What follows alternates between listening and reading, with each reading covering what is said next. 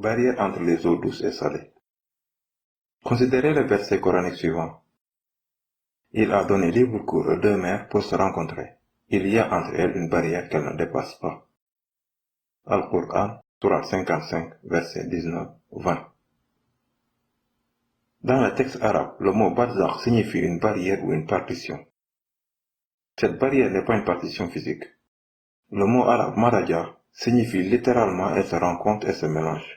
Les premiers commentateurs du Coran ont été en mesure d'expliquer les deux significations opposées pour les deux plans d'eau, c'est-à-dire qu'ils se rencontrent et se mélangent et en même temps il y a une barrière entre elles. La science moderne a découvert que dans les endroits où deux mers différentes se rencontrent, il y a une barrière entre elles. Cette barrière divise les deux mers de sorte que chaque mer a sa propre température, salinité et densité. Les océanologues sont maintenant mieux placés pour expliquer ce verset. Il y a une barrière d'eau invisible entre les deux mers, à travers laquelle l'eau d'une mer passe dans l'autre. Mais lorsque l'eau d'une mer entre dans l'autre mer, elle perd son caractère distinctif et devient homogène avec l'eau de l'autre mer. En quelque sorte, cette barrière sert de zone d'homogénéisation transitionnelle entre les deux eaux. Ce phénomène scientifique mentionné dans le Coran a également été confirmé par le Dr William Hay, qui est un scientifique marin bien connu et professeur de sciences géologiques à l'Université du Colorado. Le Coran mentionne également ce phénomène dans le verset suivant et établit une séparation entre les deux mers. Al-Qur'an, Sourate 27, verset 61. Ce phénomène se produit à plusieurs endroits, y compris le séparateur entre la Méditerranée et l'océan Atlantique à Gibraltar.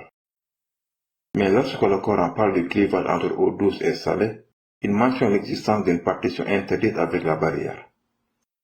Et c'est lui qui donne libre cours aux deux mers, l'une douce rafraîchissante, l'autre salée, amère, et il assigne entre les deux une zone intermédiaire et un barrage infranchissable. Al-Qur'an, Sourate 25, verset 53.